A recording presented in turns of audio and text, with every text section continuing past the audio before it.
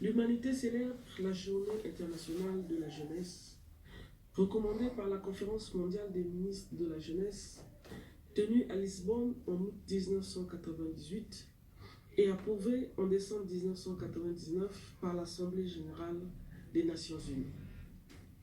Cette journée est une occasion de réflexion et de mise au point sur les actions menées en faveur de la jeunesse.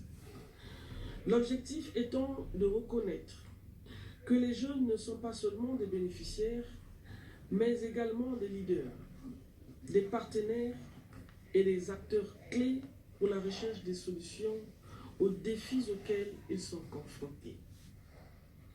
Célébrer cette année sous le thème « Transformer l'éducation », la 20e édition de la Journée internationale de la jeunesse met un accent sur les actions visant à rendre l'éducation plus inclusive et plus accessible pour tous les jeunes, tenant compte de leurs propres efforts, et ce, en réponse à l'engagement numéro 4 du Programme pour le développement durable à l'horizon 2030, qui stipule, je cite, « Assurer l'accès de tous à une éducation de qualité sur un pied d'égalité et promouvoir les possibilités d'apprentissage tout au long de la vie. » Fin de citation.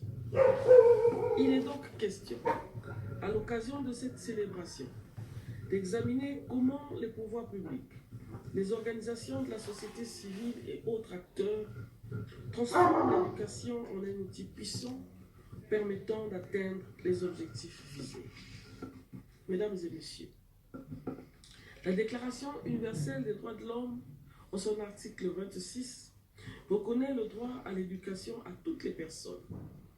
Aussi, en République du Congo, l'article 29 de la Constitution du 25 octobre 2015 garantit le droit pour tous à l'éducation et l'égal accès à l'enseignement et à la formation, ainsi que la scolarité obligatoire jusqu'à l'âge de 16 ans.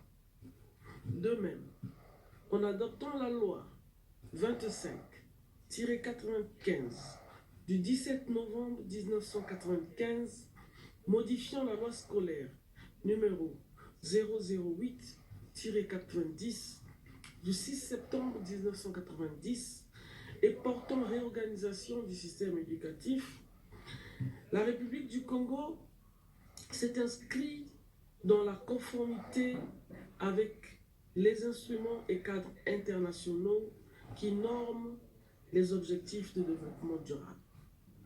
Il faut noter en outre qu'au Congo, les indicateurs scolaires ont connu une évolution globale positive qui concourt à la tête de la scolarisation universelle, particulièrement dans l'enseignement primaire.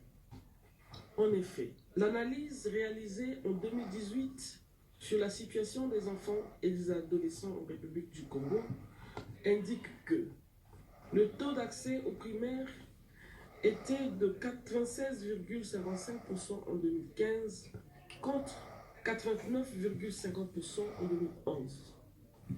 Le taux d'achèvement aux primaires était de 91,05% en 2015 contre 85,32% en 2011.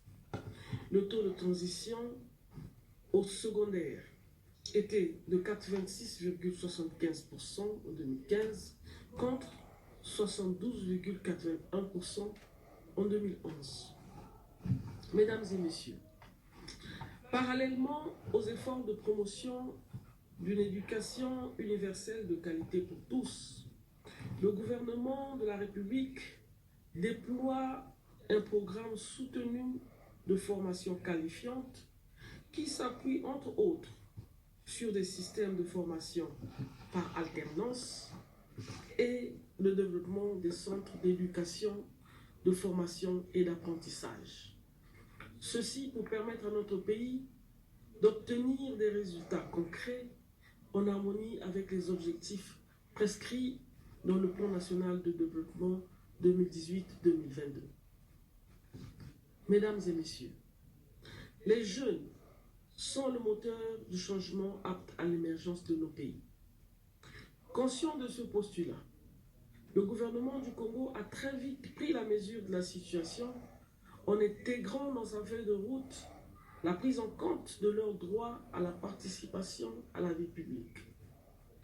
Cet impératif, impulsé par une vision politique volontariste du chef de l'État, a été traduit par des dispositions constitutionnelles et législatives en faveur des jeunes, de les associer désormais à la prise des décisions publiques et leur permettre d'émettre directement des avis sur les questions qui les concernent, notamment celles inhérentes à l'éducation.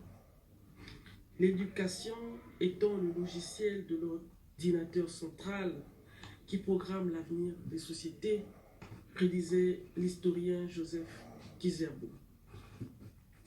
C'est donc un homme prévoyant que le président de la République, chef de l'État, son Excellence M. Denis Sassou Nguesso, a fait le pari de préparer l'avenir en misant sur un nouveau paradigme de développement, en investissant dans la réforme progressive du système éducatif, en s'inscrivant dans une démarche qui vise désormais la professionnalisation du système éducatif comme gage de préparation des jeunes à l'emploi, tout en dotant l'enseignement de base et supérieur des infrastructures modernes, à l'instar des lycées et centres d'excellence, ainsi que d'une université à vocation technique et scientifique. Cette dernière approche contribuera fortement à offrir à notre société des cadres de qualité et à s'arrimer aux enjeux actuels du monde moderne. Mesdames et messieurs, au moment où notre pays, à l'instar de plusieurs autres, traverse une crise économique et financière sans précédent, le choix du gouvernement a été porté sur une gestion rationnelle de nos ressources budgétaires en se focalisant sur des priorités bien définies au nombre desquelles figurent l'éducation et la formation. Il nous revient donc, dans ces conditions, de privilégier comme axe de développement les projets productifs. Il s'agit surtout de se munir de créativité, d'esprit d'initiative et de nouer avec une nouvelle culture, celle de l'entreprise. Tous ces préalables au développement exigent par ailleurs un sursaut commun au changement des mentalités, à l'option pour l'effort collectif et au choix de la morale, qui justifie d'ailleurs l'introduction de l'éducation civique et morale dans les curricula de formation. Le gouvernement, pour sa part, est déjà à l'œuvre. Aussi, dans la conduite de sa stratégie sectorielle de l'éducation, il poursuit le déploiement des systèmes d'apprentissage qui facilitent l'interaction sociale, la conception et l'innovation créative. Vive la Journée internationale de la jeunesse!